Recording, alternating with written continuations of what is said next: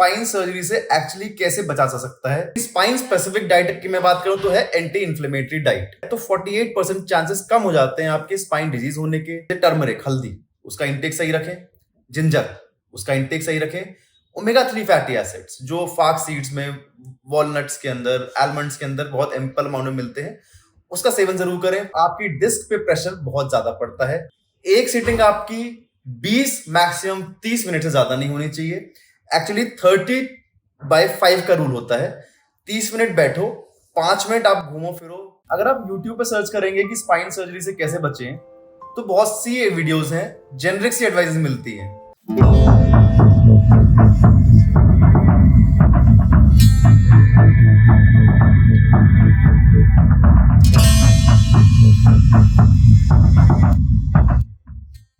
जैसे कि एक्सरसाइज करो, प्रॉपर पोस्चर मेंटेन करो, अच्छा खाओ, ज्यादा भारी सामान ना उठाओ।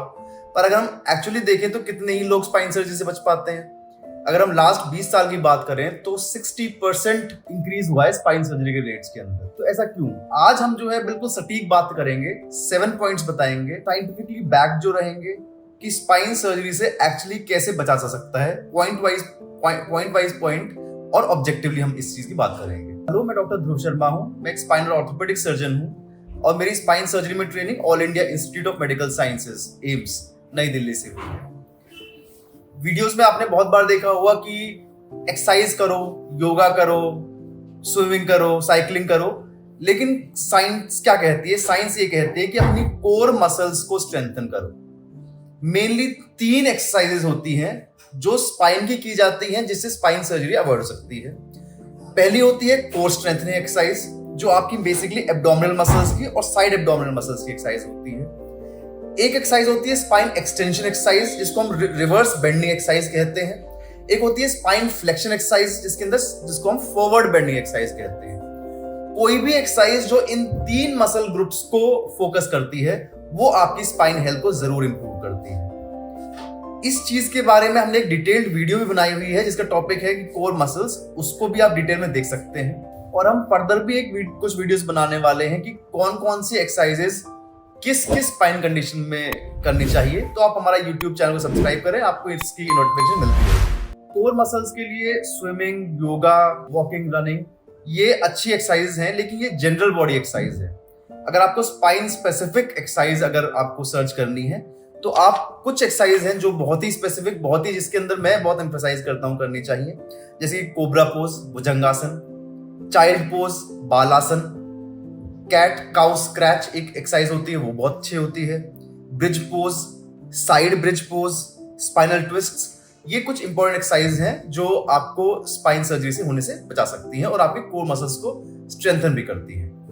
रिसर्चेस ये कहती हैं कि कोर स्टेबलाइजेशन एक्सरसाइज ने कमर दर्द का रेट 39% कम कर दिया है, और जो लोग इन एक्सरसाइज में एक्टिवली इन्वॉल्व रहते हैं, उनकी स्पाइन फ्लेक्सिबिलिटी 20% नॉर्मल लोगों से ज्यादा रहती है। नेक्स्ट हम बात करते हैं 2 इंपॉर्टेंट ऐसे न्यूट्रिएंट्स जिनके बारे में ज्यादा बात नहीं होती है, लेकिन ये सीक्रेट न्यूट्रिएंट्स है फॉर योर स्ट्रॉन्गर स्पाइन। एक है विटामिन डी, एक है मैग्नीशियम। 2021 के अंदर एक रिसर्च हुई थी जिसने कहा था कि विटामिन डी की इनसफिशियंसी की वजह से 60% इंक्रीज होता है स्पाइन फ्रैक्चर्स के अंदर और डीजेनरेटिव स्पाइन कंडीशंस के। ऐसा क्यों होता है? क्योंकि विटामिन डी एक इंपॉर्टेंट न्यूट्रिएंट है जो कैल्शियम एब्जॉर्प्शन में भी हेल्प करता है। अगर तो विटामिन डी कम है तो आपके शरीर के अंदर कैल्शियम कम है, बोन्स वीक रहेंगी, डिस्क पे एबनॉर्मल प्रेशर पड़ेगा, degenerative disc disease, degenerative facet disease ये ज्यादा बढ़ जाती है। तो इसका सिंपल सा एक तरीका ये है कि देखो, आजकल मार्केट के अंदर अवेलेबल होते हैं फोर्टिफाइड विटामिन डी के फूड्स। जो भी आप खाना खाते हैं तो आप फोर्टिफाइड, जैसे चीज, योगर्ट, ये सब फोर्टिफाइड मतलब कि एडिशनली इसमें विटामिन डी डाल दिया जाता है, वो ले सकते हैं। सफिशिएंट नहीं है तो विटामिन डी के लेवल्स करवाइए। विटामिन डी लेवल्स आपके कम हैं तो डॉक्टर कंसल्टेशन से आप विटामिन डी सैशे फॉर्म में, आजकल जो है शॉट्स के फॉर्म में, इंजेक्टेबल फॉर्म में अवेलेबल होते हैं, उनसे आप ले सकते हैं। सिंपलेस्ट नेचुरल तरीका ये है कि 15 से 20 मिनट की सनलाइट एक्सपोजर आप लेते हैं सुबह 10 बजे से लेकर दोपहर के 1 बजे तक के बीच में, तो वो हमारी जो विटामिन डी डेफिशिएंसी है इसको पूरा कर देते हैं। प्रॉब्लम ये आती है इंडिया के अंदर की गर्मी बहुत ज्यादा पड़ती है, तो सनलाइट उस टाइम पे बैठ जाना सनलाइट में ही एक बड़ा कष्ट वाला काम है। तो अगर ऐसी सिचुएशन है तो आप फोर्टिफाइड फूड सप्लीमेंट्स का भी रिप्लेसमेंट ले सकते हैं। बात करते हैं मैग्नीशियम की, जिसके बारे में बहुत कम बात होती है। मैग्नीशियम डेफिशिएंसी से आपकी मसल टाइटनेस बहुत बढ़ जाती है। जो भी बैक मसल्स हैं, एब्डोमिनल मसल्स हैं, उनकी टाइटनेस बहुत बढ़ जाती है। टाइटनेस की वजह से एबनॉर्मल जो स्ट्रेस जो बेसिकली मसल्स को स्ट्रेस लेना चाहिए वो डिस्क पे और डिस्क के जो पीछे बैक के जॉइंट्स होते हैं उनको लेना पड़ता है। तो disc degeneration, facet joint degeneration बढ़ जाता है, बैक पेन के इंसिडेंस बढ़ जाते हैं। मैग्नीशियम के नेचुरल सोर्सेज आलमंड्स होते हैं, पंपकिन सीड्स, चिया सीड्स, बहुत तरह के सीड्स हैं वो अवेलेबल होते हैं, वो होते हैं। अगर आप इनका एक्सेस नहीं मिलता है आपको तो मैग्नीशियम टैबलेट फॉर्म में, पाउडर फॉर्म में भी अवेलेबल, फोर्टिफाइड फॉर्म में भी अवेलेबल होता है। आप उस सप्लीमेंटेशन का यूज भी कर सकते हैं। थर्ड इंपॉर्टेंट पॉइंट है डाइट। बैलेंस डाइट खाना बहुत जरूरी है, लेकिन स्पाइन स्पेसिफिक डाइट की मैं बात करूं तो है एंटी इंफ्लेमेटरी डाइट। एक रिसर्च हुई थी जिसके हिसाब से अगर आपकी डाइट के अंदर एंटी इंफ्लेमेटरी फूड्स का इंटेक अच्छा खासा रहता है तो 48% चांसेस कम हो जाते हैं आपके स्पाइन डिजीज होने के, स्पाइन जॉइंट्स की आर्थराइटिस, डिजेनरेटिव डिस्क डिजीज होने के चांसेस 48% कम हो जाते हैं। ऐसा क्यों? क्योंकि जो एंटी इंफ्लेमेटरी फूड है, जिसके बारे में बात करूंगा मैं भी, एंटी इंफ्लेमेटरी फूड आपकी स्पाइन के जो जॉइंट्स हैं उनकी लुब्रिकेशन मेंटेन करके रखता है। स्पाइन हाइड्रेशन के अंदर जो भी वियर एंड टियर है उसको कम करता है। तो एंटी इंफ्लेमेटरी डाइट एक्चुअली है क्या? इसके अंदर आपके नॉर्मल होममेड फूड्स ही आते हैं। एंटी इंफ्लेमेटरी डाइट के लिए आपको कुछ खास नहीं करना है।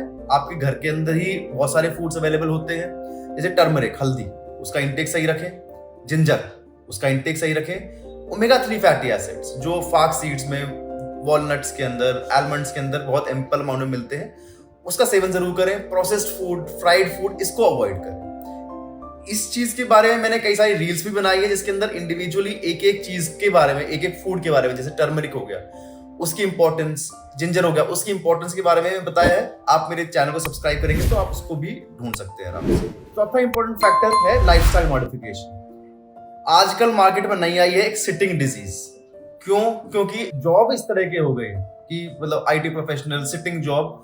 सिटिंग डिजीज क्या होती है? ज्यादा देर बैठने से अगर आपकी जॉब प्रोलॉन्ग्ड सिटिंग का इन्वॉल्व करता है तो फिर आपकी डिस्क पे प्रेशर बहुत ज्यादा पड़ता है। इनफैक्ट सिटिंग ही एक ऐसी पोजीशन है जिसके अंदर डिस्क पे इंट्राडिस्कल प्रेशर मैक्सिमम रहता है। स्टैंडिंग, लाइन डाउन पोजीशन पे जितना प्रेशर रहता है उससे 30 to 40% ज्यादा प्रेशर आपका सिटिंग में रहता है।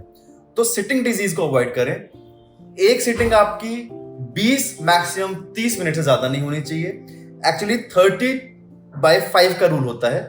30 मिनट बैठो, 5 मिनट आप घूमो फिरो, जो भी 5 मिनट का ब्रेक लिया है उसमें थोड़ी फ्लेक्सिबिलिटी, थोड़ी स्ट्रेचिंग करो, घूमो फिरो, कुछ खा लो पी लो, फिर आके बैठो। सेम रूल अप्लाई होता है अगर आप ड्राइवर का जॉब करते हैं। अगर ड्राइवर है तो 30 मिनट से ज्यादा कोई ड्राइव नहीं करनी है, बीच में 5 मिनट का ब्रेक जरूर लेना है। अगर आपकी सिटिंग है, जो ये 35 रूल है, इसके अलावा एक है कि आप प्रॉपर पोस्चर में बैठिए। जब भी प्रॉपर पोस्चर मतलब क्या है? जब भी आपकी प्रोलॉन्ग सिटिंग या जो भी बैठने का तरीका है, ऐसे बैठिए कि आपके जो पैर हैं वो जमीन पे फुट पूरे के पूरे टिके होने चाहिए। आर्च अपना दिमाग लगाए, कॉन्शियसली आपकी जो बैक है वो आर्च रहनी चाहिए। अगर आप सपोर्ट लगा के नहीं बैठे हैं तो बहुत ज्यादा टेंडेंसी होती है कि आप ऐसे इस तरह से स्टूप फॉरवर्ड करके बैठ जाते हैं। कॉन्शियसली दिमाग लगा के आप अपने आर्च को जो है लो बैक की उसको मेंटेन करके रखो। पॉसिबल नहीं है तो चेयर के अंदर घुस के बैठो। ऐसी चेयर लो जिसके अंदर अराउंड 100 से लेके 110 डिग्री का रिक्लाइनर रहता है, उस पे सपोर्ट लेके बैठो। लो बैक जो है आपकी जो निचली वाली कमर का हिस्सा है वो उस जो बैक सपोर्ट है या छोटा पिलो रख लो नीचे, उसे सपोर्टेड रहनी चाहिए। नी 90 डिग्रीज फ्लेक्स्ड रहने चाहिए जब भी आप बैठते हो। तो आपके जो हाथ हैं ऐसे ट्राई करो कि हाथ जो है आर्म रेस्ट पे रहे। ऐसी चेयर जिसके अंदर आर्म रेस्ट नहीं है उसका उपयोग है इतना ज्यादा एडवोकेट नहीं किया जाता। तो अब हम कुछ वैसे भी बात कर लेते हैं, कुछ सिलेक्टेड एक्टिविटीज से रिलेटेड अगर आप हैं तो आपको कैसे रहना चाहिए। मान लीजिए अगर आप स्कूल जाते हैं या कॉलेज जाते हैं तो जनरली आप सिंगल स्लिंग का बैग स्टाइल में यूज करते हैं, वो ना करें, उससे स्पाइन अलाइनमेंट खराब होती है। 2 स्लिंग्स वाला बैग यूज करें। अगर आप जिम फ्रीक हैं तो जिम के अंदर भी जो भी एक्सरसाइज करते हैं उसके अंदर प्रॉपर अपनी आपकी जो स्पाइन की जो न्यूट्रल लॉर्डोसिस होती है, स्पाइन आर्च होती है, उसको मेंटेन करके रखें। जब भी कोई वेट उठाएं तो वेट को अपनी बॉडी के पास ला के उठाएं।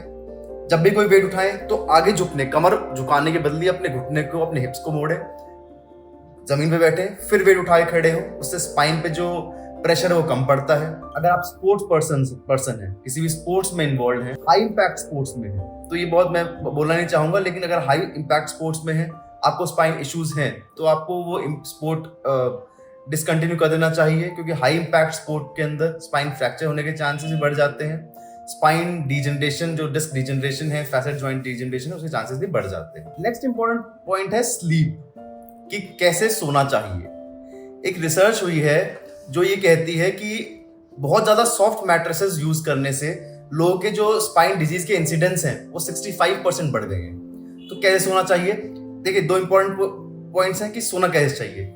सीधा सोना या उल्टा सोना इतना ज्यादा एडवोकेटेड नहीं होता है। सीधा सोने से जो है मसल्स बहुत ज्यादा टाइट रहती हैं और स्पाइन अलाइनमेंट, डिस्क पे ज्यादा प्रेशर पड़ने के चांसेस रहते हैं। उल्टा सोने से भी यही सेम प्रॉब्लम रहती है कि मसल्स जो ज्यादा रिलैक्स रहती हैं, स्पाइन की जो बोन्स हैं और जो डिस्क है उस पर ज्यादा प्रेशर रहता है। करवट से सोइए, राइट साइड या लेफ्ट साइड किसी से सो सकते हैं। घुटना और हिप थोड़ा बेंड करके सोइए, जैसे बच्चे सोते हैं, उसमें डिस्कल प्रेशर, फैसेटल प्रेशर सबसे कम रहता है। दूसरा इंपॉर्टेंट पॉइंट है मैट्रेस। बहुत ज्यादा सॉफ्ट मैट्रेस नहीं होनी चाहिए। सॉफ्ट ज्यादा मैट्रेस रहेगी तो जो स्पाइन है वो मैट्रेस की शेप ले लेती है।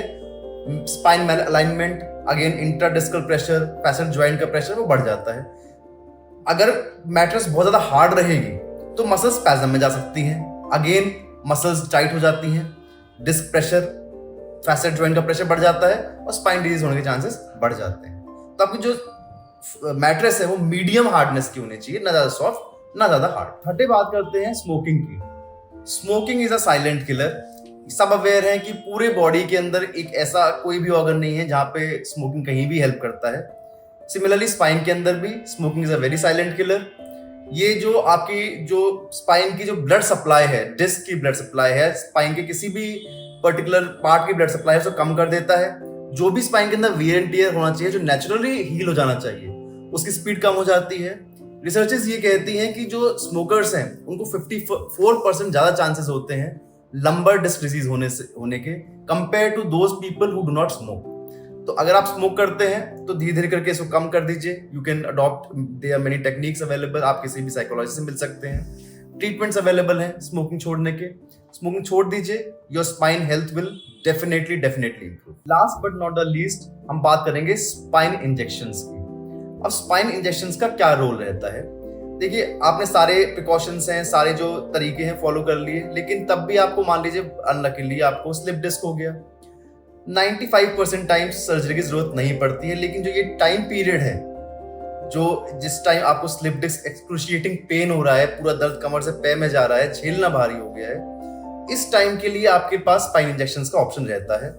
स्पाइन इंजेक्शन कैसे होते हैं कि स्टेरॉइड और लोकल एनेस्थीसिया को मिक्स करके ऑपरेशन थिएटर के अंदर एक्सरे गाइडेंस के अंदर, जहां पे भी जिस नस के अंदर दबाव है या जिसके आसपास सूजन है, वहां पे पतली सी बारीक सी सुई से उसके पास पहुंच के सिलेक्टिवली उस नर्व को हम ब्लॉक कर देते हैं।